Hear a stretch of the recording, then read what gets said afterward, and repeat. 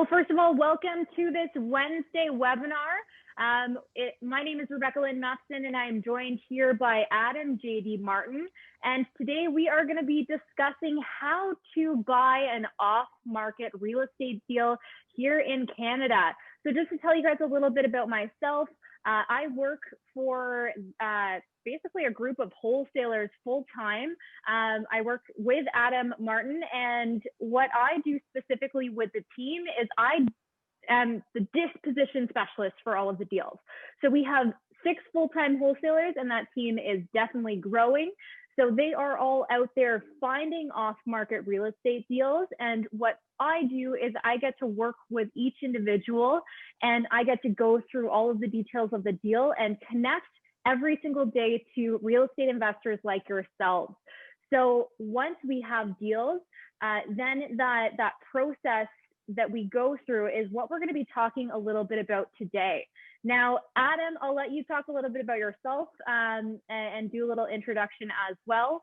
Adam is a fantastic mind in real estate. He's done a ton of business, a ton of transactions. He's also a mortgage agent, so he's a ton of knowledge on the finance side of things.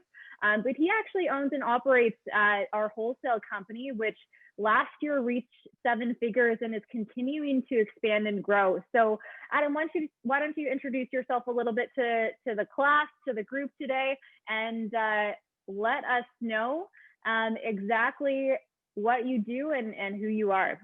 There we go. Thanks, Rebecca, for that nice introduction. Again, my name is adamjdmartin. I'm a 26-year-old real estate investor here in London, Ontario, and I've been investing in real estate for about 3 years now. I've been able to achieve some really interesting things in this space by doing some very creative deals. My first deal was a 96% vendor take back with a 13-year term at 3%, effectively allowing me to get into the property for no money down after I borrowed the remaining percentage from a financial partner at 0% interest. That was my first deal. From there, I did house hacking. I've done student rentals, Airbnbs. I've done a flip, and I've done a little bit of multifamily as well. And I've, of course, done a lot in the space for financing and then wholesaling. So my company is Make It So Incorporated. We're one of the largest wholesaling companies in the country, and we had the pleasure of doing 57 transactions last year. So I personally wrote all of our offers. I wrote approximately 1,000 offers, just under 1,000 offers last year myself. So I've got a lot of familiarity with both the paperwork process to doing these assignments, as well as just dealing with the various service providers like your real estate agents, your mortgage agents, your lawyers, your contractors, appraisal teams, inspectors, just about everybody. I've dealt with them on multiple fronts and been able to build a very successful business around transacting here. So that's sort of what I've been able to do in this space. And now, of course, I've transitioned away from wholesaling into more of a leadership role. And so I'm a little bit outside of the day-to-day, but I assure you that you are in good hands between myself and Rebecca here to learn tonight how to buy off-market real estate in Canada. That's the number one thing we do. And again, we did 57 deals last year in that way, all through private transactions, private agreements of purchase and sale, and then facilitating those contracts. So that's definitely something that we specialize in and we do a lot of. So any questions you guys have, feel free to put them in our chat, please.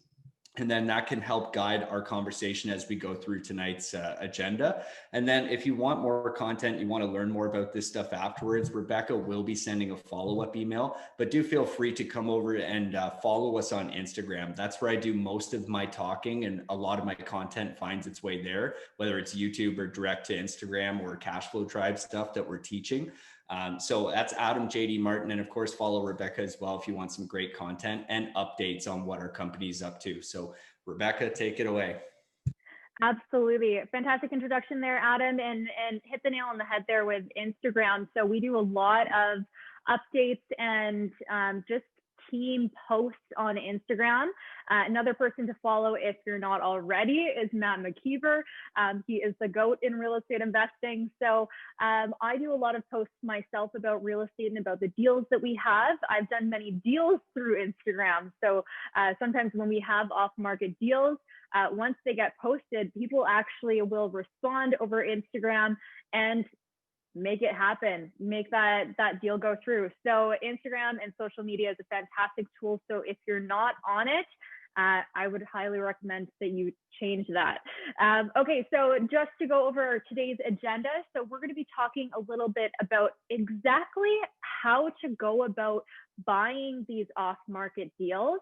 And just to follow up on that, specifically, we're going to be talking about how to move with speed, because real estate is a fast game and it's a contact sport. So you guys need to be ready and prepared for that. So we're going to talk a little bit about how you can move with speed, about how you can be ready to go when those deals present themselves. The other piece that we're really going to touch base on is your power team and an actual process breakdown of what actually happens when you commit to an off-market deal and what steps are next following that commitment. And then we're going to hop into a bit of a question and answer. So feel free to throw your questions in the chat as we go. Make sure that you guys have your face showing if you can. Always like to see your faces and see that you guys are engaged. Following that, we're going to go through a little update on how the off-market deals for 2021 are going to play out, as well as some announcements. Following that as well, we'll do a little go at getting some feedback from you guys about the webinar and beyond. So let's just jump right into it. And Adam, I'm going to let you kick us off because I love this topic and I love when you talk about moving with speed. So why don't you kick us off by talking a little bit about exactly how to do that when it comes to off-market deals? One of the most important things, guys, in dealing with off-market deals is actually going to be moving with speed. So we deal a lot with off-market deals through our buyers list. So one of our primary marketing strategies is actually sending out the contracts that we're able to lock up through negotiations directly with the seller. We then market those out to a buyers list, and they're able to then come and see the building, potentially make offers on the building, offer to buy it from us, JV with us, whatever it is that they would like to do with us. And one of the most important things that we focus on there is actually being able to move with speed so that you don't lose out on the opportunity. A lot of people think that because a deal is off market, it somehow reduces the competition to a level where speed doesn't matter. And I can assure you that speed is still one of the very most important elements to dealing with off-market properties, because there is so many people out there looking to invest. You need not look further than this exact lobby. With almost no marketing, we got 250 signups to this webinar because people were so interested in off-market deals. And that is all you need to know about the level of competition in the market. It's absolutely everywhere. We're selling deals within 24 hours almost every single time we get a contract. And one of the things that is a key success factor for those people taking down our deals and otherwise taking down any type of private deal is being able to analyze the deal quickly and make an educated decision to move forward on that deal. So there's a few different resources I think you should consider having in it to be fast about this. One of the biggest things is the capacity to actually analyze the deal. Okay, so my team, we're going to spend maybe 10 or less minutes actually initially looking at a deal in order to pre-qualify it to decide whether or not it's actually worth our investment of time to move forward and further into the due diligence period. So how do you get fast at analyzing a deal? The first step to analyzing deals quickly is to really understand what it is that you do. Okay, what is it that you're actually looking to invest in? What does a successful investment look like for you and your strategy? So from my angle of things, I'm most likely going to be looking primarily for BRRRR strategies, right? That's where we buy the property, we renovate it, then we rent it out at an improved rent, and then we go ahead and refinance it to recapture a lot of our capital, most, if not all, or even a surplus of our capital. And then the final R in the BRRRR strategy is to repeat. Okay, so what I'm looking for is properties where I can add strategic value, okay, something like a kitchen, bathroom, flooring, lighting, landscaping, those types of improvements that will allow the building to rise significantly in value without needing to necessarily do a lot of actual work, right? I'm not necessarily going to go get inside the walls. I don't find there's a ton of value in getting in behind the walls and really doing full teardowns, at least for my skill set. And that's probably the next thing that you want to look at. What strategy are you actually doing? And then taking a skills inventory, something of a SWOT analysis, to understand what actual skills and resources do you have currently, and what people, human capital, do you have access to? Okay, because if you know that you've got access to contractors and you know exactly where your skills lay at as to what you're going to need to outsource and what you're going to do yourself, you're then able to make much faster decisions that will overall improve your position in terms of competition to get the deal, but then in terms of executing the deal as well. So half the battle here is actually implementation, because the first thing you got to do is move with speed on analyzing whether or not the deal actually fits your criteria for success. And then you need to actually execute that deal for a successful transaction to happen. And a lot of what holds people back is that fear, or maybe lack of knowledge or understanding about how the process is going to actually work. So I'm hoping we can dispel some of that tonight. But it's up to you guys to work closely with your power team. And we're going to talk more about them as well. But work closely with your power team to really understand what it is that you need to ask from a wholesaler, from a seller, from a realtor, whoever might be selling you the transaction. You need to really have a firm understanding what it is that you need to look out for. So if you have construction knowledge, maybe you need to be asking your mortgage agent for pre-qualifications because you don't necessarily understand how that works. Or if you know how the financing piece works, but you don't know how the construction piece works, it can often be a great idea to walk through the building with your contractor. Okay. If you can bring one of your contractors or a GC with you to a walkthrough, that speeds the process up so much. Because one of the things that we don't see a lot in private transactions is actually having inspections being done and having contractors walk through on a bunch of separate walkthroughs and getting multiple walkthroughs. Primarily what we're seeing with the off-market space, and particularly the wholesaling space, is one walkthrough. Okay, we're doing one walkthrough, or even in some cases, and in fact, a lot of cases these days with COVID, we're actually getting to a point now where most of our transactions are selling sight unseen. And that sounds a little bit scary to the amateur investor, and it might even sound scary to somebody that's been in the game for a long time. But one of the things that we help to do for at least our people on our buyers list is a lot of photos. Okay, so I think this talk is going to be a lot more relevant for everybody today if we focus a little more on today's business and environment.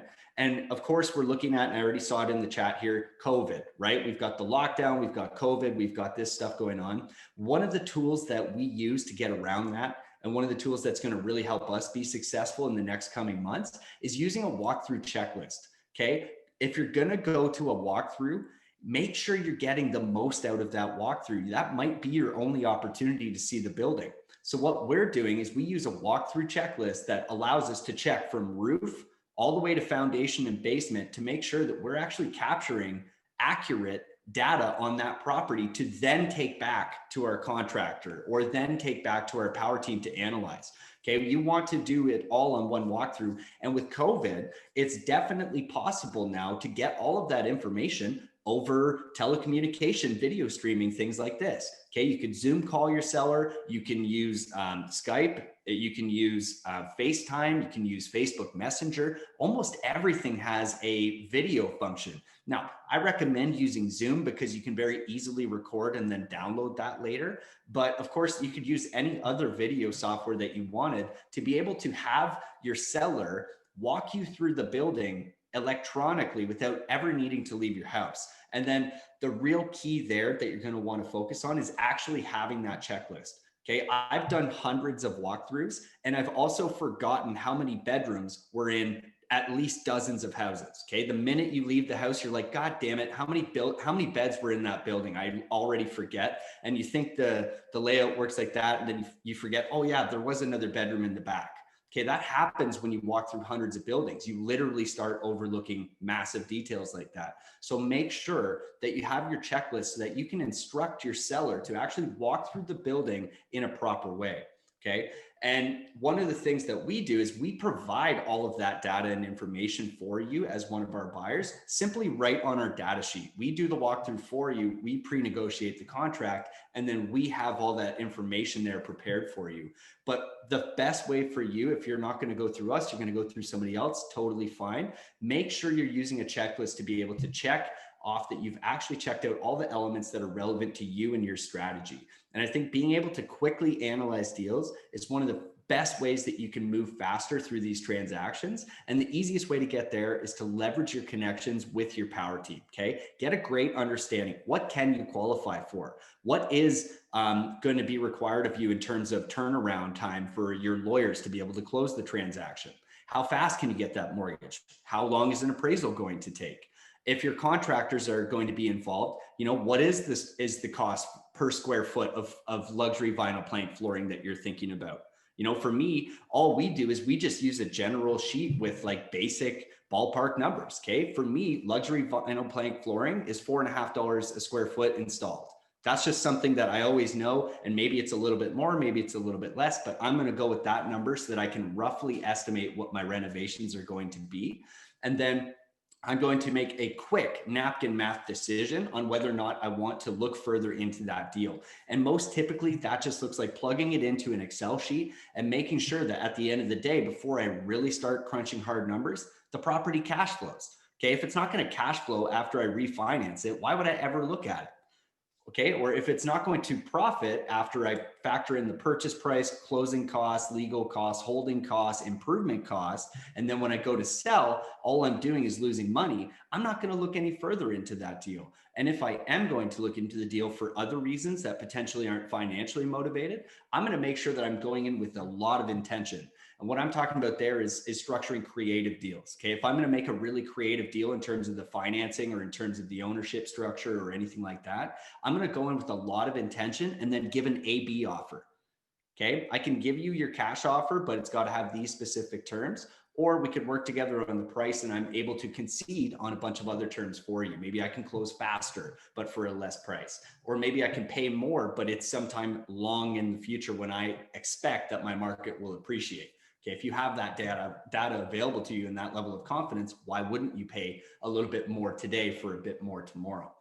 So that's moving for speed, is honestly just about analyzing deals quickly and leveraging your power team to be able to get the right level of information that you need to be able to quickly look at a deal and be able to make a decision on it. Okay, one of the things we need to understand, every bungalow is the same. Okay, it's a box. It's a freaking box. Don't overcomplicate it. And this is probably the number 2 or 3. I think I keep numbering them all the number 1 problem, but they're all the number 1 problem. One of the biggest things is people they don't act. Okay. It's analysis paralysis. They just get stuck because they're trying to analyze a million deals and spend an hour on it. Where if they just did napkin math, they would have found out that, hey, that thing's negative cash flow 300 before we even think about repairs and maintenance.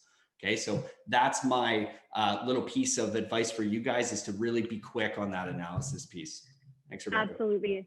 Yeah. And you've made some great points there, Adam. And I'm just going to build off of a couple of those. So you mentioned the power team, and I think that that's so important for investors to really make sure that you have nailed down. And I'm not just talking about like one person in each of these categories. I want you to actually call up 5, 10, 20 of these people to really make sure that you can move with speed. One of the biggest holdups that I've seen recently with investors has been finding a real estate lawyer that can actually close on time. So sometimes these deals happen really quickly, and you need to be prepared for that. And sometimes your real estate lawyer that you go to normally might be bogged down by deals. So you need to make sure that you have a couple of people in line so that you know who to call for when you need to close a deal quickly and move with speed. Another piece there that you mentioned was actually bringing a contractor through when you're doing a walkthrough. So this can be actually quite beneficial, is to get a trusted contractor, or I even know some inspectors that will do a walkthrough with you for $100 without doing a full like 4 or 5 hour inspection report. report, they'll just go through with you and tell you all of the things that are potentially wrong with the property that you'll just need to address when you own it. So those are a couple of really key points here. And all of these things you need to factor in when you're budgeting for the purchase. So make sure that you have enough capital to close with.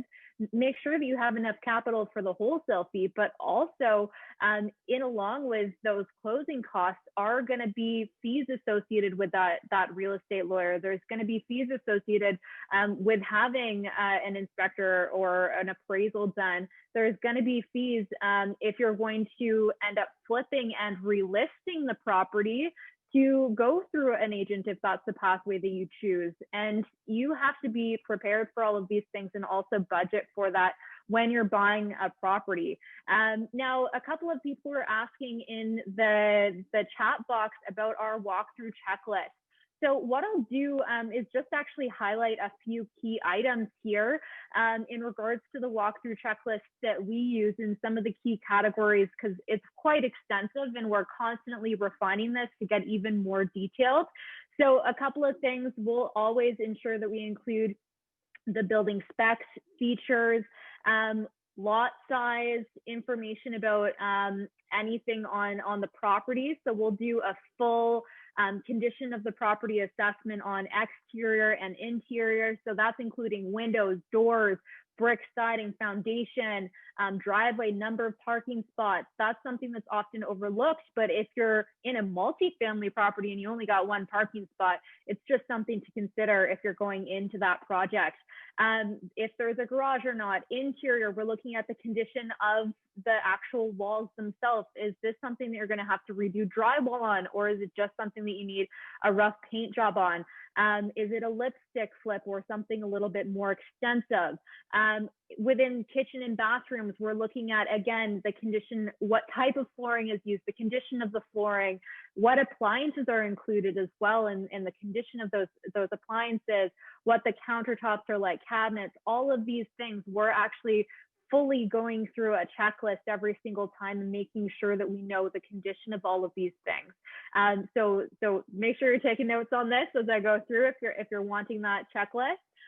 For plumbing and HVAC, we want to know the plumbing type. Is this PVC, copper, galvanized steel, cast iron? Are we looking at water heater? Is that owned or rented? Same with the furnace. How old is it? AC, are we looking at central AC, or are there window units or no AC at all? For electrical, we really got to ask those sellers if there is any knob and tube left in the property. And also, we're looking for, is it copper or aluminum wiring? Has there been any updates? What kind of AMPS on the panel? So is that 100 watts? Are we looking at 150? We've got a ton of tick boxes in each of these categories. We also look into the basement, attic, and other areas of the property that need to be addressed. So what does the insulation look like? Moisture level.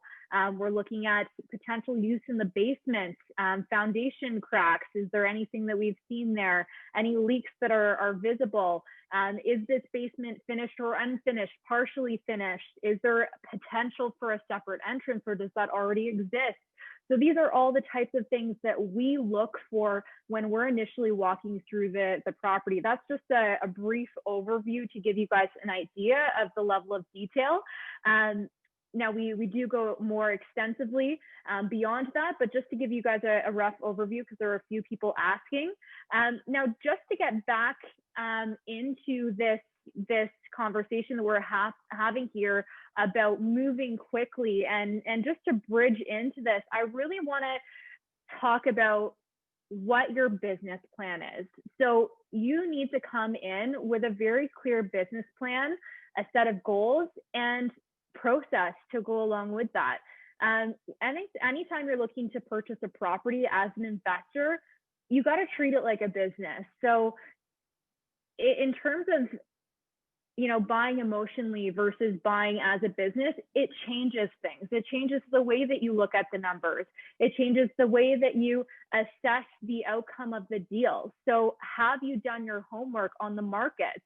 do you know what is involved in actually converting if that's going to be your strategy? Is this a market that's open to that? Do you need a rental license? Do you already have one? So these are the types of questions that you should be investigating and asking in each of these markets that you're going to be investing in. So in terms of having a clear business plan, just really make sure that you've actually dug deep and understood your why. And that will actually help guide what areas you're going to be investing in, what types of properties you're going to be investing in. Now we have a question here about a rental license. So that's something that is required as a landlord in London, Ontario. It's not required in all of the cities in Ontario, but do you understand what the legalities or requirements are in your region? So that's a fantastic question, and just an example of one of those pieces of information that you need to make sure that you're doing your homework on. Adam, do you have anything to add to that? No, I think that really covered it well. I mean, understanding your business plan and what you are looking forward to moving into a deal with is honestly the number one key success factor. And then the number two thing is just actually being out there making offers, right? A lot of people like to window shop on properties. But the last time I checked, window shopping did not put any money in the bank, and it did not get you closer to your goals. So one of the biggest things that I notice is people want to come and walk through a lot of properties, and then they never actually end up doing a transaction. And I can tell you, it took me 24 years to do my first transaction. And as soon as I did that transaction, I got the bug, I got the itch, I got the addiction to doing more. And I was easily able to add another 6 units in that same year as soon as I had done that first transaction. So I think it's really important that we actually take advantage of getting started, right? This is a compounding thing. And as soon as you get into that first property, it easily allows you to get into more properties as long as it cash flows, or if it's a flip, then it builds up your cash and capital base. It's very easy to do the second deal after you get over the anxiety and fear and everything else that comes with large transactions. After you do that first one, that really gets you off to a sprint. So understanding how it needs to look to be able to make that leap is very important, but then actually taking a shot at doing it is the next best thing. Absolutely. That's awesome. So guys, we're going to get into a little bit more of an actual process breakdown now of how you go from putting in an offer on an off-market deal to actually closing on that deal. So I'm going to give you an example of what it's like to actually purchase a wholesale deal from our team. Other wholesalers may have a different process. So it is important that you're actually asking what their process is as you go.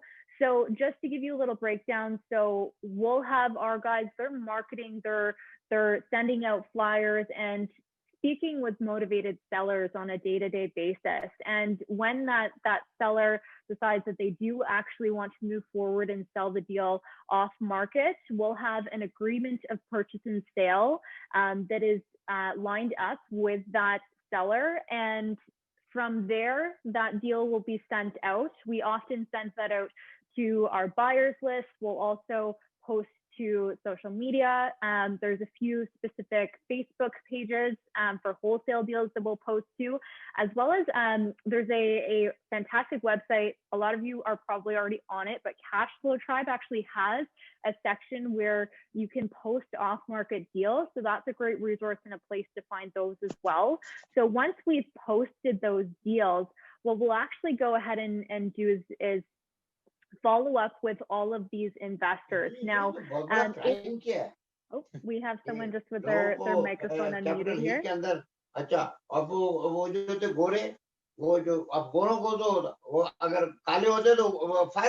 Oh yeah. There we go. Sorry about that, guys. Okay, so just to build off of that, so the next step in the process would be basically having a walkthrough. So we'll typically do an in-person walkthrough. Now we've also done in the, midst of COVID lockdowns, some virtual walkthroughs as well. So typically the process there is we'll actually arrange time slots with each individual buyer so that they can come walk through and check out the property. Now, this is a great opportunity for you to bring in your contractor, bring in someone who is going to be doing a little rough appraisal with you on the spot, or just have your business partner or someone who can be a sounding board. Now, the next step there, if you want to actually offer on the deal, then you would contact the disposition specialist on the team, which happens to be myself, and then you would put in an offer. Now, with our deals, we move quickly. So if you're offering asking right away out the gate, you're likely to get that deal right out the gate. Now, the wholesale fee specifically, I'll go into that as well. So how that wholesale fee works is the wholesaler will put a wholesale fee onto the deal. So when you actually commit to that deal, our process is that you would pay 50% of that wholesale fee on assignment. So when we actually assign that deal to you and you're committing to that deal, and then you would just pay the remainder of that wholesale fee on closing. Now, in terms of that process, we would get a Form 145 assignment agreement signed with you in order to assign you that deal.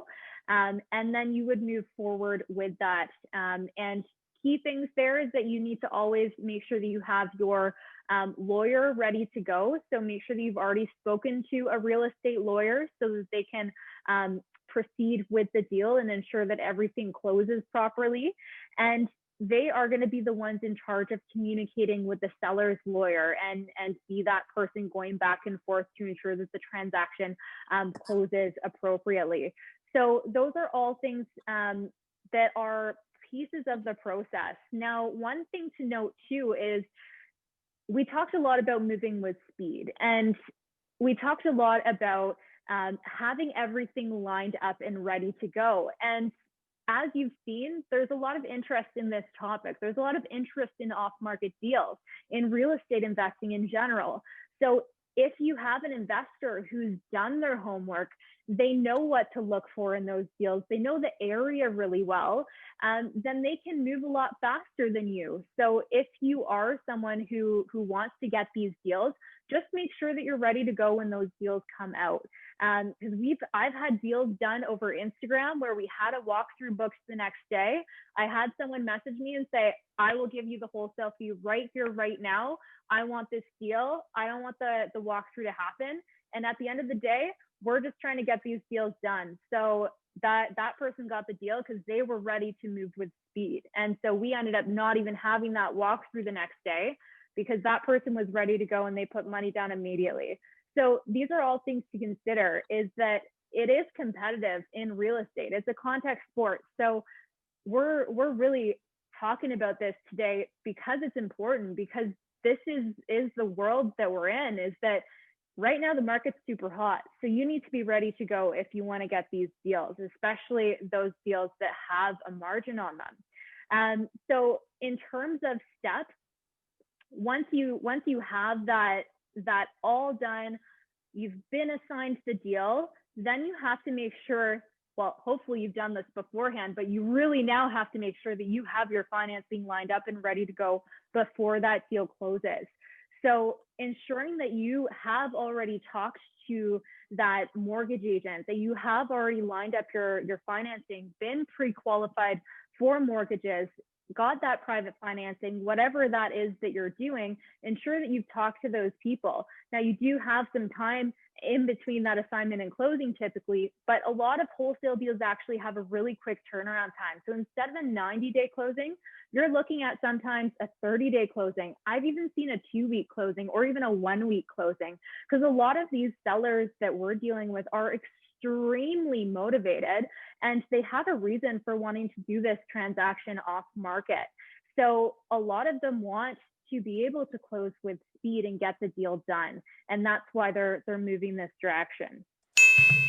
Awesome. Thanks, Rebecca. That was definitely informative there. There's definitely a few questions I wanted to make sure that we tackled here. So I'm just going to go down through this list one by one here. What is a rental license? So we have a rental license here in London, and that license essentially is sort of like a certificate that makes sure that your unit checks out for things like building code and fire and all that type of stuff, as well as the zoning, right? So there's certain zoning, there's certain building types, there's certain fire hazards and things like egress that need to be considered when we're doing rental units. And in London, they've taken to regulating that with a license. Okay, the license is actually relatively easy to get, and I think it's super cheap.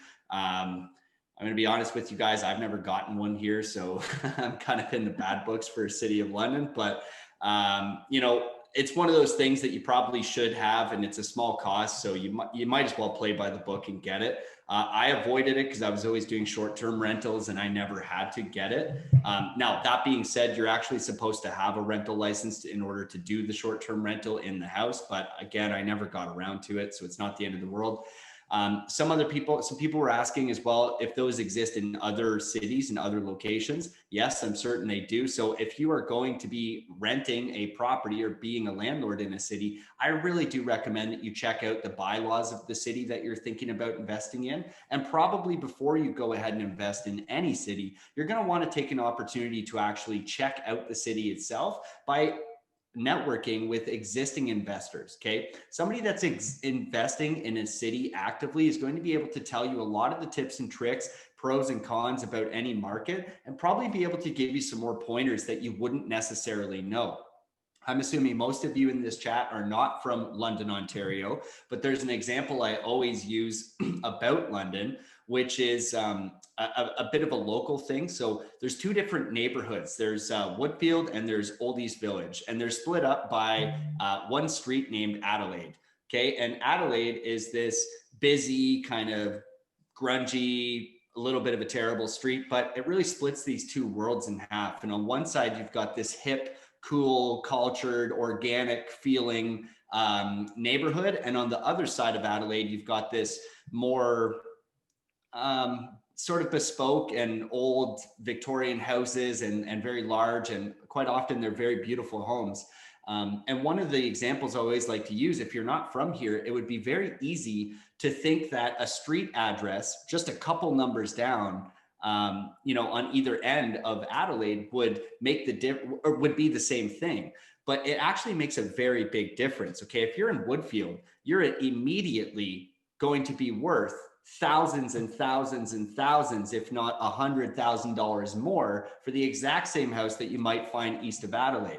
Okay, so this is something that you might not know if you're just analyzing comparable sales and things like that in a market that you're not from. You want to play TSD or are you done? Okay, so that's one of the biggest issues that I find with just looking straight at comps or just asking somebody else, hey, should I invest in that city? Well, I mean, yeah, most cities are investable, but here's the thing is you really got to understand your neighborhoods and understand how the social economics work of that city and what the employment's like and what the population growth is like and what's really going on. Like, who are the major employers? I know a lot about London. Okay. And probably a lot of you don't know as much as I do. Like, TD's the largest private employer here. That's really fascinating when you start thinking about what's the stability of the employment situation in London.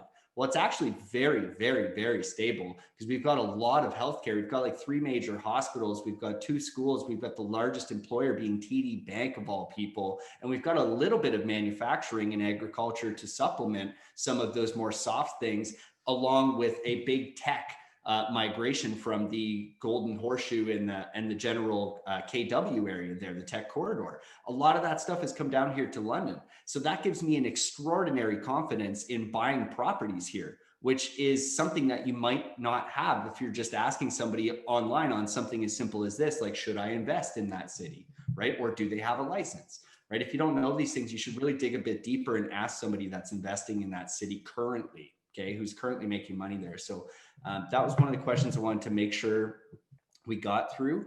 The next question on the list here was, do you check how much they owe before giving an offer?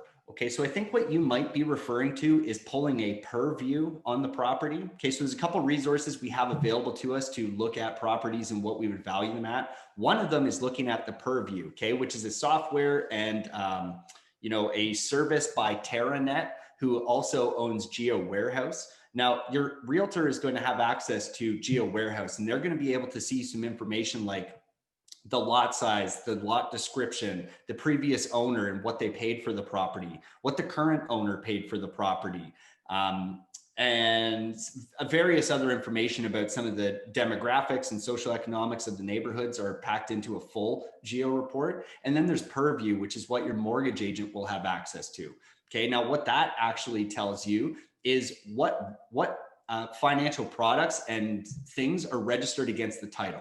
Okay, it doesn't actually tell you accurately what they owe, but it tells you what they registered against the building when they registered. Okay, so you can make an educated guess as to what the balance might be. So for example, if you looked at my home here, you would see that I purchased it for $240,000 and I registered a $230,000 mortgage like right away. And you'll be able to see that I did that in 2018. Okay, so then you can make a guess as to what I actually owe. I don't know what I owe, but it's probably 215, let's say, or 200,000, somewhere around that range.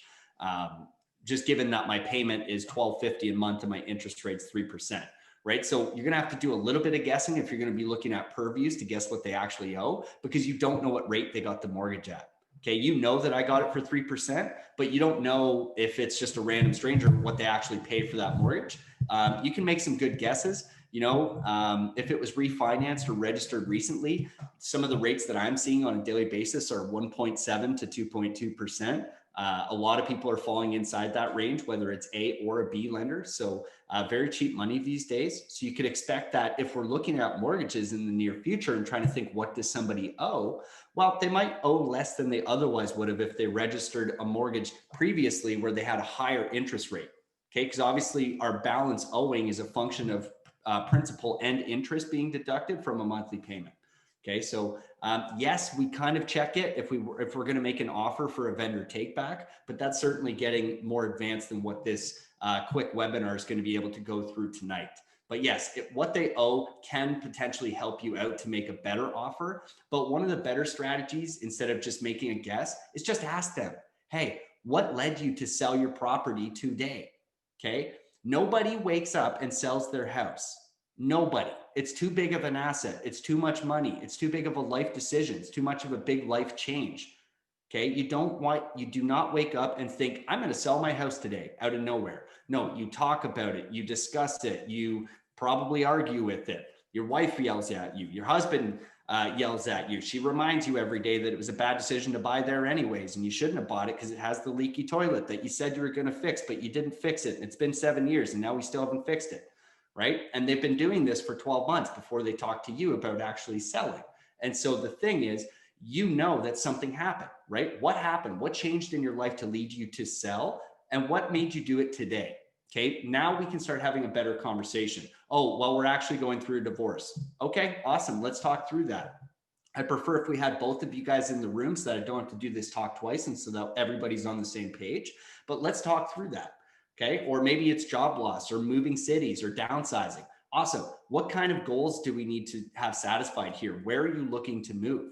Okay, if I understand where you're looking to move, I understand the price point you're looking to pay, and I can have a better idea as to what you need to make for a profit on this actual transaction so that you can walk away happy and invest happily in your new property. Okay, so I'm going to be asking questions like that lead me more towards their why than towards, some random guess as to what a fair market price might be. Okay, fair market price is whatever somebody's willing to pay, but it's also whatever somebody's willing to let the property go for. So start with the person that's looking to let go of the property and then apply your success criteria to that offer so that you can make a great offer for both of you. Okay, we need a win-win here, and it's not always about attacking price. Okay, price is actually one of the last things we attack on our team.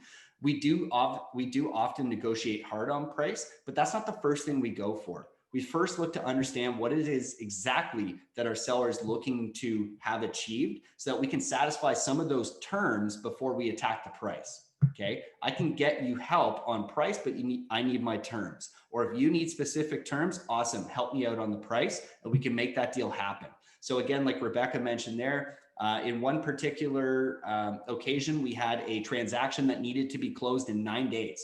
Okay, from start to finish, from call to signing papers and changing keys. And that was a very specific conversation about what needs to happen. Okay, this is at a time where the lawyers are moving slower, money's moving slower, appraisals are moving slower, inspections are slower. Okay, and I just said, hey, listen to me. I can make this happen. We can, in fact, buy the property all cash right now with a bank draft, but we still need that time for the lawyer to actually trade and exchange the title. Okay, the lawyers have paperwork that needs to be done. It's Canada. We're not in a third world country. Well, it's kind of looking like it more every day, but we're still a first world country as far as I'm concerned for now. And in that respect, we have lawyers that have to do certain things, certain due diligence, certain paperwork to be able to transfer that title into the buyer's name. And so therefore I need that 7 days, but I can make it happen on the 9th day. We can easily buy all cash. Okay. And so that came with a very specific price, because not many other people in the market are going to be able to do this. And you don't have time to wait to find out if somebody else, has hundreds of thousands of dollars in cash ready today to be able to make this transaction happen. As it turns out, we did. And as it turns out, I would have my lawyer, part of my power team, on speed dial on my phone. So I just gave him a text. Hey, I'm looking to close a transaction in a very quick manner. Are you up for the challenge? And all he responded back is, I love challenges. And I said, bingo, that's the right power team member, right? And so we moved forward and had that transaction wrapped up in the allotted time. And that was an amazing transaction. But what we didn't ask, right, is, hey, what do you owe? No, it was what's going on here that led you to need to transact in 9 days. Okay, because that's very specific and terrifying, because something bad's probably happening. Let's see what we can do to help you. Okay. Absolutely. Yeah. So Adam, we have quite a few questions that have come in. So let's go rapid fire style. So okay. We have one from Raymond here that says, when you say get your financing ready before presenting an offer, do you send these deals to your mortgage agent? If you do, how are you able to get a response on financing so quickly? My agents usually take a day or two. So as an agent yourself, Adam, what advice do you have? Yeah, so when we're analyzing a property, the property itself should be fairly self-evident as to what its income potential is, or what the comparables are to be able to sell it for a profit. So your mortgage agent is a very key strategic partner of yours. You need to have everything already at your mortgage agent's office and pre-qualified, put into Filogix already and ready to go. Okay, what that looks like is 2 years of financials, okay, your T4s or your T1s, depending on who and how you pay yourself. It's looking like any statements, mortgage statements, okay, credit report needs to be at least you need to sign off that we can pull your credit quickly. And as long as we have those things, I can get you a yes or no real quick, right? Because I will already understand your gross and your total debt service ratios, which would allow me to make a very fast yes or no decision based on the profitability of that building itself and the cost and what that's likely to do to your debt service ratios. And then don't forget too, a lot of our buyers will be using B lenders. And for the most part, that means, we're not as concerned about your beacon score. We're not as concerned about a lot of different things. Mostly what we're looking for then is, can you put the 20% down plus the assignment fee? Okay. Absolutely. Now we have a few questions asking about how much the wholesale fee is. So guys, this changes from deal to deal. So when we're analyzing our deals and setting the wholesale fee, there's not a set number in mind, but what we do is we look at, is everyone winning in this deal? So what investment strategy actually works with this deal? So is that a flip? Is that a buy and hold? And what wholesale fee makes sense? So it is very subjective. There's been wholesale fees that are 10K, some wholesale fees that are 50K, and some wholesale fees that are 100K. So it does depend on what the original price of the deal is, and then what actually makes sense on that particular property so that everyone still wins.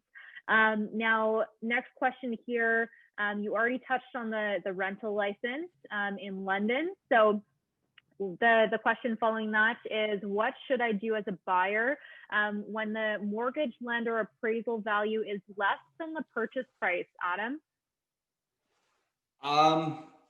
Yeah, that's not a circumstance my team runs into a lot, but if you had a circumstance where your appraisal is coming in less, I would take a look at your loan to value. So it's really, everything's just a function of loan to value. Okay. The appraised value only matters if it's going to make you exceed the loan to value that your agent was planning on getting you and that you can actually service from a debt ratio perspective. So, you know, as long as you can sufficiently cover that gap, that's the solution. Otherwise, you're going to be looking at more like a B side or a private loan. Okay, so we do all sorts of private loans as well. You know, we've got several $1 million ready for private lending at any given point that can go out. Now, these funds are, of course, at much different rates than what you'll see for the A lending. Okay, so we're typically looking at 10 to 15%, depending whether it's a first or a second mortgage, and then, of course, broker and lender fees. But yeah, I mean, it's really just a function of loan to value. Okay. So if you have an 80% loan to value and your appraisal comes in forcing your loan to value up to 90%, you're going to need to bridge that 10% gap or approach alternative funding sources to bridge that gap. Okay. Absolutely. Now, we had a question from Tom that I answered in the chat here, but it was, do you have to find a lawyer for the private seller? And the answer is absolutely yes. The private seller also needs to be represented. So if they don't automatically have a lawyer, then we can certainly make some recommendations of lawyers in the area that are good, that we've seen in transactions previously. Is there a good deal, okay, that I'm interested to buy, but cannot get a mortgage through an AB lender as recently purchased property? What is the process in that case? So Adam, you touched a little bit on that in terms of private money as an option as well for mortgaging.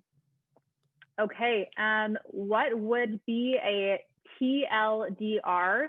Find a property, approach the owner, offer letter, lawyer to close the deal, or anything else?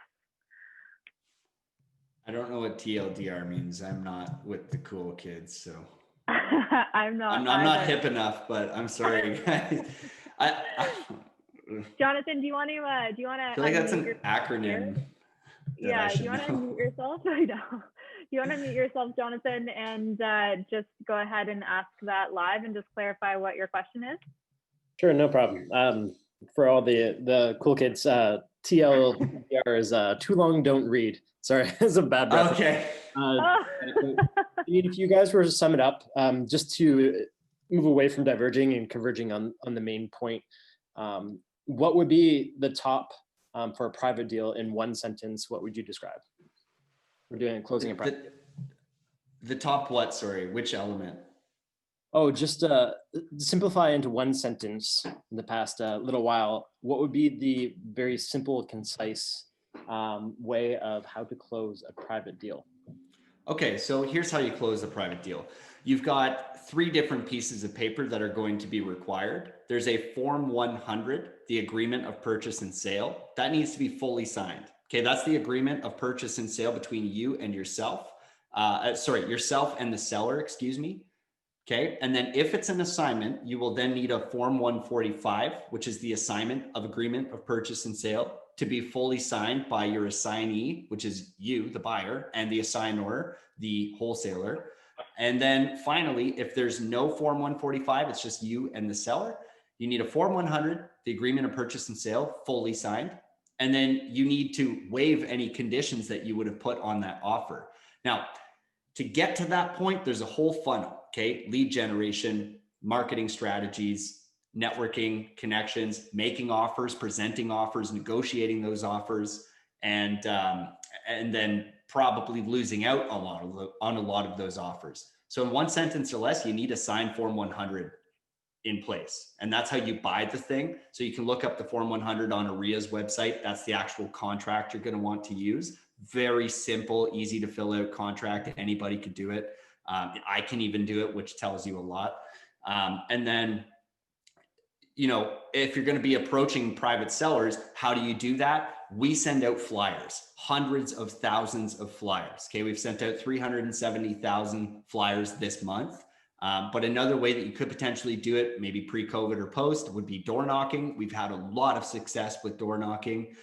It's one of the best strategies available, and it will turn you into a better human being. Okay. Because you have to deal with a lot of adversity and a lot of rejection there. And so that will make you better at life. So you should probably try that one out.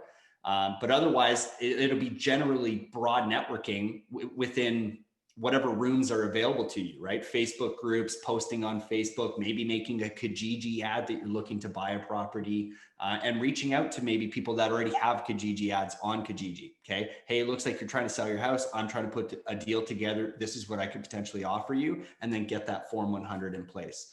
Now that sounded a little TLDR, but that is the real answer. So I had to elaborate a bit on that. And then there's a cool question here. Before you get into that, yeah. Adam, I'm going to summarize with my TLDR, and mine is under every problem, there is a profit. Make it happen. That is my summary for you. True. Okay, your turn. You're up.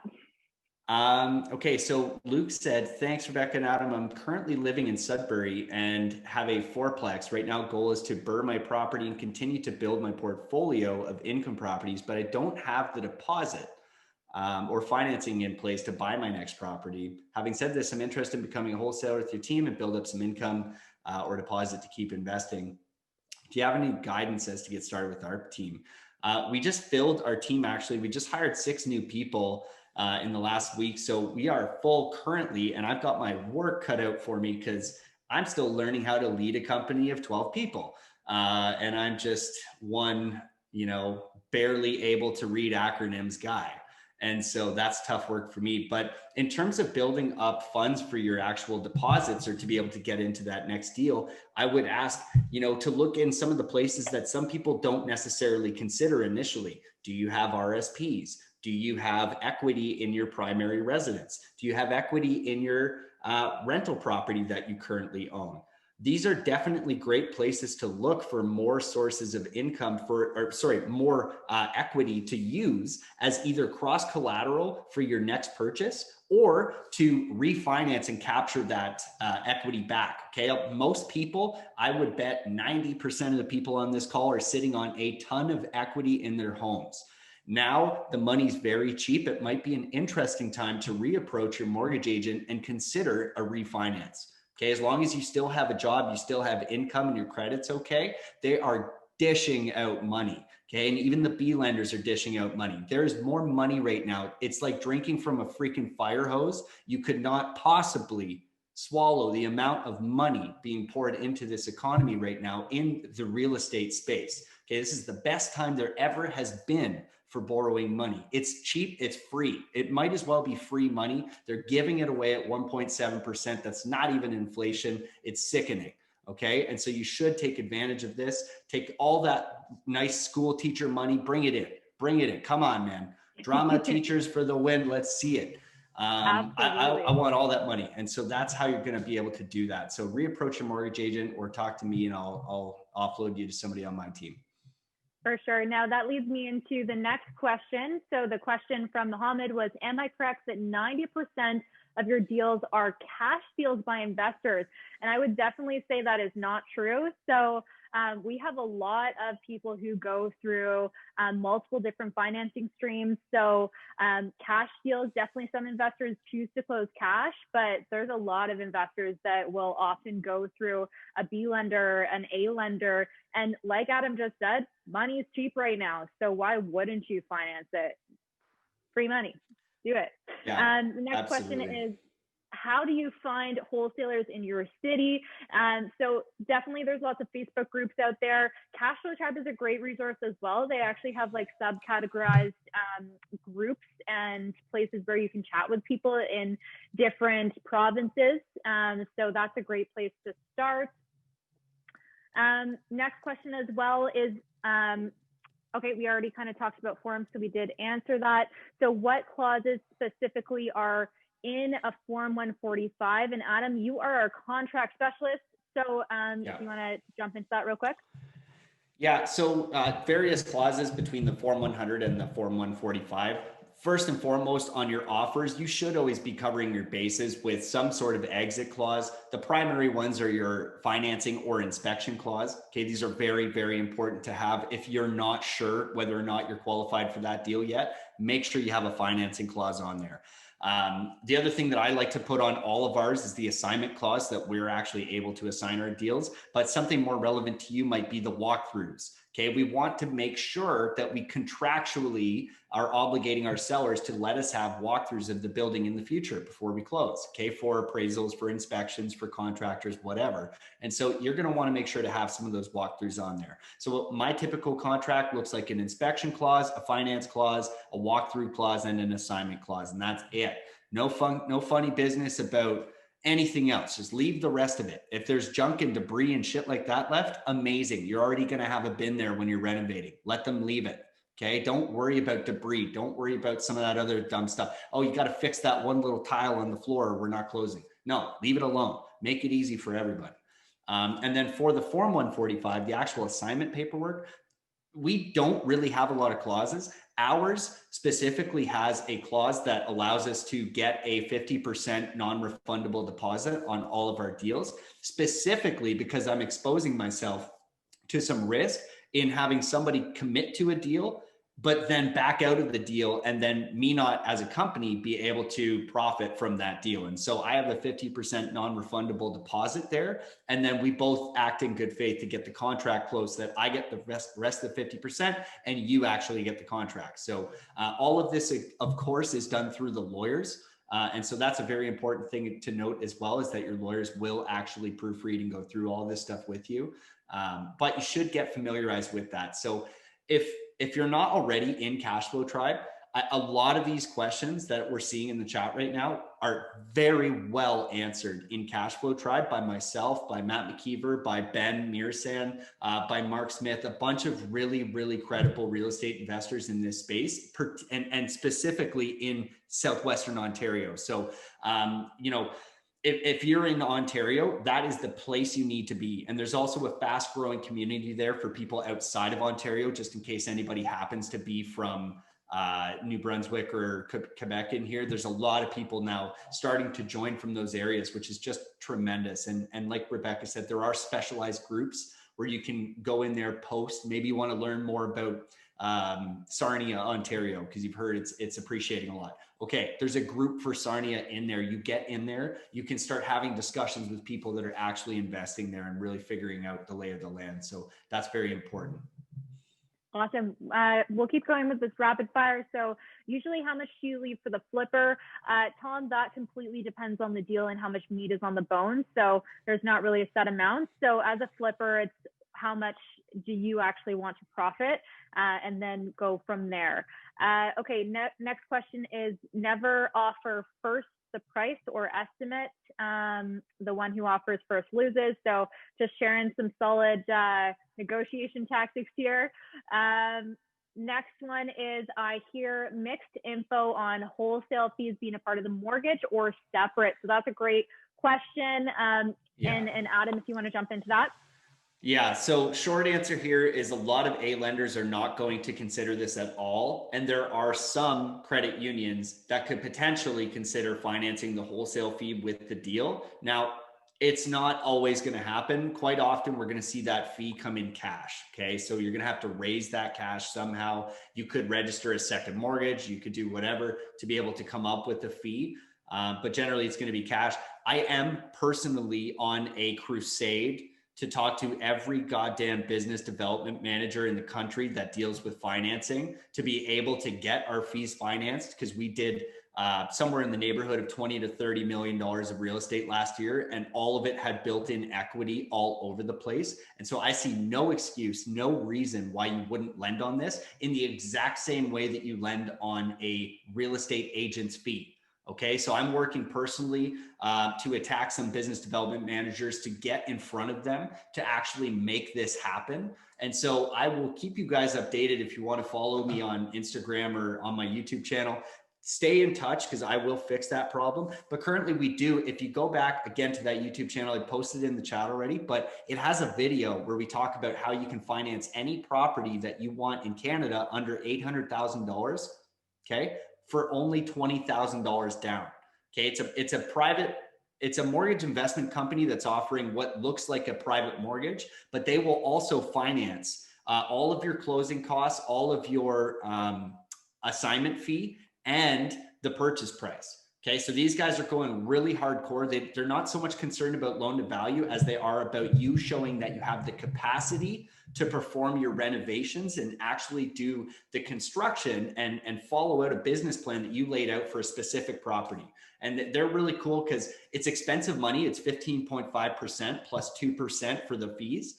But that being said, it's on a 6-month open term that you can pay off anytime. You can also roll it over if your project goes over. There's no fees to roll it over into another 6-month term. And it's a one-time annual qualification that you can use multiple times a year. It's actually a fantastic product. Despite its cost, it's fantastic. And you can leverage those costs for a write-off. Was there a question there? Sharma. No, just wanted to add you, Jacob. There is no penalty either in that type of. Yeah, I'm a mortgage agent too, so you're right. I like to add to that. Yeah, thank you very much. Yeah, awesome. Not a problem. Thank you so much. Awesome. Next question is coming in from Gary. So is multi-unit commercial property appraisal based on the cap rate? And if that's correct, he assumes that the cap rate would be varied each city. So the question becomes, how do I figure out what cap rates are used for appraisals in a particular area? Adam, if you want to touch base on that. So this is, okay, there's a whole other webinar here, but financing is way more subjective than you'd like to believe. A lot of it comes down to BDMs and their emotions and the way the wind's blowing that day. And like if the stars are aligned and there's a blue moon or anything like that, it's very subjective. Okay. And so one of the things that they like to do is vary the different approaches on the appraisal. So almost every lender is going to have their special criteria for how they look at the appraisal. But when you think about how an appraisal is conducted, we can use a couple different things. We can use comparable sales where we're looking at recent relevant sales that are, obviously comparable, apples to apples to your property. And there's also the income approach. And then there's the cost to like rebuild it, which is not usually used for residential stuff and small multi. So usually they're just going to use an income approach and then also blend it in with the comparable approach to give you a final value. But every lender is going to change their criteria. So the best thing for you to understand is, does it make money? Okay, will it actually cash flow when you factor in your financing products? And if it makes money, you're way ahead in the game of actually getting that financing. And then the next question is, can you actually support a 40% down payment or 35, depending on the lender? Anywhere between 65, 60% loan to value is going to get you into that opportunity. And if it cash flows, you're probably in the go zone. Absolutely. Okay, next question is, does the seller see the wholesale fee on the Form 145? If so, how do you handle the conversation if it's a significant amount, like 30 to 40K? Yes, so the seller, the Form 145, the assignment of agreement of purchase and sale, is signed by only the assignee and the assignor, which means the wholesaler, let's use wholesaler as the assigner, and the assignee being the buyer, the final buyer. And so the seller is not actually going to see this form until it's at their lawyer's office and essentially at closing. And we even have our lawyers sometimes just redact the form because they don't need to know the details of the assignment. They just need to know the assignee's actual legal names to be able to put on title. And so you don't necessarily need to share that information, and it can cause some challenges. Like, when we've done a 6-figure fee, that obviously is something that you want to be transparent about up front. And so usually the best approach to this, if you're going to attempt to wholesale, is just be transparent with your sellers. Hey guys, we're probably going to assign this. And if that's actually going to be the case, you're going to see the name change, and I'm also going to get paid. Okay, I don't leave the house for anything unless I'm getting paid. And so as a business, I'm going to need that to happen. But the thing you can look forward to is getting the exact price and terms that we negotiate and agree to today. That's what you're going to get when this property closes. And if we can agree on a price and terms today, is that really going to hurt you if I get paid? I don't think so. Right? As long as we get agreement there, it's much easier to move forward when they see a 20 or 50K fee appear on the paperwork. Absolutely. Next question from Mohammed is, do you guys get small multifamilies like 6 or 8-plex wholesale deals, or is it mostly single family and duplexes? Absolutely, we do. I would say the majority are going to be up to 4-plexes, but we certainly do see 8-plexes and beyond through the wholesale team. Okay, next question is, any recommendations on real estate agents from Larry? What city, sorry? Larry, do you want to hop on and just give us a shout? And okay, I'm just going to drop a bunch in here. So there's Jeff Weibo, he's one of our partners. There's Kevin Miller. There's Justin Desek. Oh, that said desk. It means Desek. And those would be some of the 3 that I would go to first and foremost. There's also Mike Van Hout. Those are fantastic realtors. Now, if you're in the high-end luxury space, I'd go for Jeff. If you're in a rental space, I would go for Kevin Miller or Justin. And then finally, if you're selling your personal residence and it's like in the 800,000 plus, I would go with Alexandra. I think her last name's Gold or something. I can't remember, but it's Alexandra from the, oh shit, what's it called? I'm so sorry. Oh, from the agency. It's called The Agency. So Alexandra at The Agency. So I just posted that too. And those are all fantastic realtors. All right, next question. Do you guys finance private deals? So definitely, Adam, you're an agent and you do finance private deals as well as your brokerage. Is there any other? I'm so sorry, I need to interrupt you. I forgot one agent. He's actually in the lobby and should be mentioned. Rob Richards. Rob works at a fantastic brokerage here in the city, very well known and very credible to working with investors in that street city. So reach out to Rob at any time as well. He's on this chat, so you could DM him right now if you wanted to. Absolutely. What's going on, Rob? We also have a question from Erica asking, is there any other type of form other than the 145 that I need to make an offer to a wholesaler? Is there any clause that I should make sure to have included? So Erica, with our team, we do the form 145 and send it to you via DocuSign, so you don't actually need it to be done ahead of time. So we will do the paperwork on our end when we're making deals with you. So definitely, if you want to familiarize yourself with that piece of paperwork, that's cool. But you won't actually have to do anything on your end there aside from signing it and reviewing it. So Sean is asking, how much can you expect to pay for a broker? Adam, if you want to jump in with that one. Yeah, so a broker, I mean, there's a couple ways to think about it. Like if you're going with a AAA product, you might be paying 0.75% or whatever of the transaction as your fee. If you're going with a B lender or some sort of thing, the fee might be 1%. It could get up to as much as 1.5%. That would be sort of the range that I play in. I do a lot of B side. I don't do a lot of A-level business just because I don't really care to deal with the banks. They're a bit annoying for me.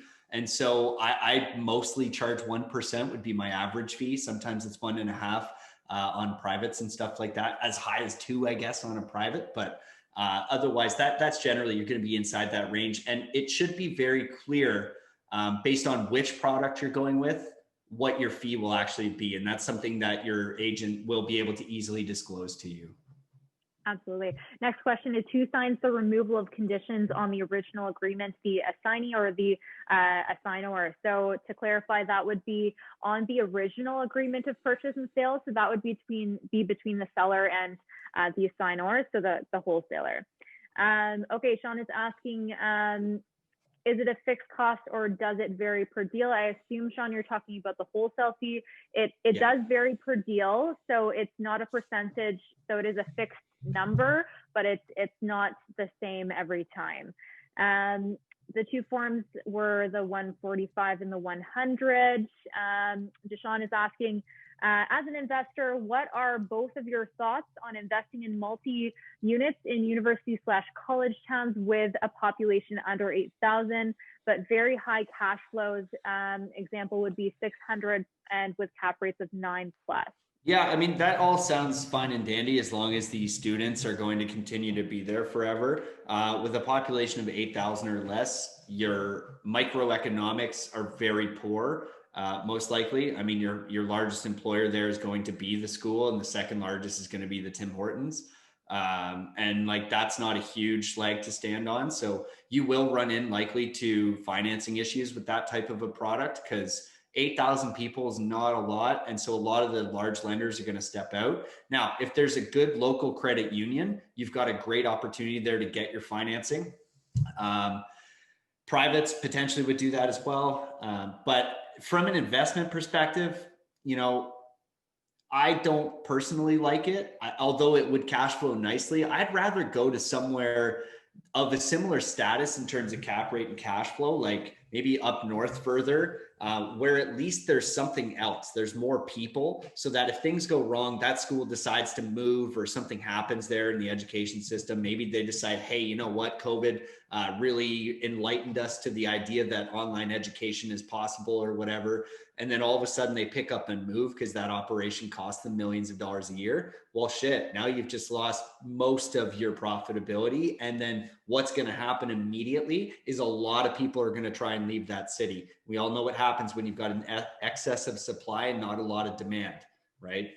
Price goes down. And so I don't like that. I really do appreciate investing in large major cities, but I've also been wrong. And I talk about this a lot in some other videos that I've produced. I've been wrong. Okay. Perfect examples, Petrolia. Okay. Shitty little town. It's the worst town in all of Canada. And it just appreciated like 400% or something stupid because Sarnia got too expensive. And then Nova did a plant expansion. And then it looked really attractive to go to Sarnia. And everybody that told me about Petrolia is now laughing with all the people that bought Tesla stock 10 years ago and Bitcoins 4 million years ago, whenever that was thought up. Like you can be right and wrong about these things. I prefer to be safer. I do a little bit more of the base hit strategy. And you might want to just assess your risk based on where you're at in life. Okay. I'm very young. I can afford to make very risky things. I prefer to do it on my business instead of on things like that. But if you're, maybe at a more advanced stage in life, I would not be interested in that opportunity. Absolutely. Next question is coming in from Simon, asking us to provide forms in the email afterwards. So Simon, you can actually find these forms online just straight up by Googling like the form 100 and form 145. So I will challenge you to go on Google and find those. Cashflow Tribe also has those forms right on their website to find. So that's another place if you're looking. Few people asking about exit strategies. So what is the exit strategy for a seller or wholesaler? Exit strategy. So our main exit strategy is to sell the thing, but the second best is to let it die. And so my team focuses, and you should too, on very quick yeses and also very quick no's. Get to a no as fast as possible. And if you don't think you can get financing, or you can't get a joint venture partner, or you can't dispose of the deal in some other way, let it die. The form you'll need to let it die and get your deposit back would be a mutual release. Okay, so you're going to mutually release the contract and get your money back if you were not firm on the deal. Now, if you're firm on the deal, you're going to want to call somebody and get some cash lined up. But generally speaking, we've got conditions on all of our offers. The only one we didn't do conditions on was that 9-day one because we had enough cash if it didn't go through to just buy the thing. So. Absolutely. Now, Brad is asking about our thoughts on cold calling. Brad, I'd say it depends on how much time you have on your hands. So if you've got a lot of time and not a lot of money, cold calling is a great solution. You can definitely get some leads that way. Definitely my preference is to be talking to someone who wants me to talk to them or has reached out to me just because they're extra qualified, but definitely an effective strategy if you've got more time than money. Is there any set percentage on the blending of the appraisal value between comps versus rent? Is there what? Sorry, sorry, I'm gonna maybe need to read that. Yeah, so this question is there any set percentage on the blending of appraisal values between comps versus rent? I don't think so. Like, generally speaking, when you talk to a BDM, what they're looking for is the inherent risk in a deal. So they're looking at your character, credit, capacity, collateral, all that other good stuff. And, really all they want to see is, can you service this debt, which looks like, having whatever the actual ratios are. I don't even know. I don't do this stuff. Somebody does it for me. But, making sure your ratios are in line so that you can actually afford that monthly payment if everything goes wrong. But they're really just looking for cash flow. Like, if this is an investment property, they're going to look at comparables to make sure that if required, they could dispose of it. But again, that's where they cover their base and their principal risk by doing only 80% loan to value, right? Most lenders are only going to do 80. And when they do 80, they've insulated their risk by at least 20%. And so in that way, they've sheltered a lot of their risk there. So it really just depends if it cash flows, and then they'll decide on the appraisal. But, quite often with appraisals, another thing people don't really talk about, you can generally influence an appraisal. Okay. If you come up prepared with your Impress the Bank folder, you've got photos, you've got comparables, and can tell them and explain to them why you think something's comparable at the price point that you're looking to get. Awesome. They will quite often take that heavily into consideration. And I know on a lot of occasions we've been able to suggest what we believe are great comps, and those comps make their way to the report, and that therefore informs the valuation of the building, if you are picking up what I'm putting down. Absolutely. I love that term, Impress the Bank folder. Make sure you have that. Okay, last two questions here, and then we're going to get into our wrap up. So Luke is asking, as a wholesaler, what happens when the deal goes dead? Have you ever had buyers go directly to the seller afterwards? Great question. Adam, if you want to pick up on that. Yeah, if the deal goes dead and we have a buyer go direct, I'm honestly not even that upset. I'm more concerned about the people that could potentially want to go to our sellers directly while we still have the contract. And those people we absolutely crucify. Okay, we use a capital punishment methodology with our company there. And we make sure that that person has a very hard time doing business in our inner circle for a long time. That being said, it almost never happens because we like to really treat people fair and offer a very white glove experience. And so we don't usually run into that problem. And we in fact assign about 90 to 95% of all the deals that we get under contract, which probably says something about what we're offering. We're probably not offering aggressively enough to get properties. We're offering too aggressive, and sometimes we need to maybe concede a bit to be able to get contracts that we don't assign. But at the same time, I'm pretty happy with where we're at. So I guess if it's not going to get assigned, what I like to do is stay on top of that. So if we have 3 weeks of conditions, if we know, like, maybe we got it wrong, okay? Despite everything you're looking at, I'm not actually perfect. And sometimes we get it wrong. So sometimes, the price is wrong or whatever, and we find out like, oh shit, there's an environmental hazard there or something. It makes the property kind of useless. Okay, here's the thing. We're going to go right back to the seller and tell them week one, hey, we made a mistake in our due diligence. I don't think we're going to be able to do this. Do you want us to keep rolling for the next couple of weeks? Or do you want right now for me to mark this down a bit more and increase the likelihood of it getting assigned? And then right there, you can have a great conversation with your seller. They respect you for being transparent, and your buyers and your people that want to consume the product respect you as well because you're being transparent with them. So that's generally the approach. So, yeah. Absolutely. Yeah. And the next question is from Dushan here, and he's asking about, are there any situations that we've experienced where the private buyer pays the 50% assignment fee during the inspection, finds other issues, and the buyer doesn't want to close, or your buyers or do your buyer's package provide as much key information as possible. So Adam, I'll definitely let you touch on this in a second here, but I've never experienced this with our buyers. These properties are coming as is, right? And that's part of the seller wanting to sell it off market. And we definitely, as I read out, do a very thorough buyer's package and property walkthrough. So we'll always include all of the details that we see. And we don't like to, pretty up our packages. I mean, we might make the formatting nice, but at the end of the day, the information is going to be, if we see something, we're going to put it in there. So if there's a foundation crack, we're going to write that right into our buyer's package. Adam, if you want to add to that.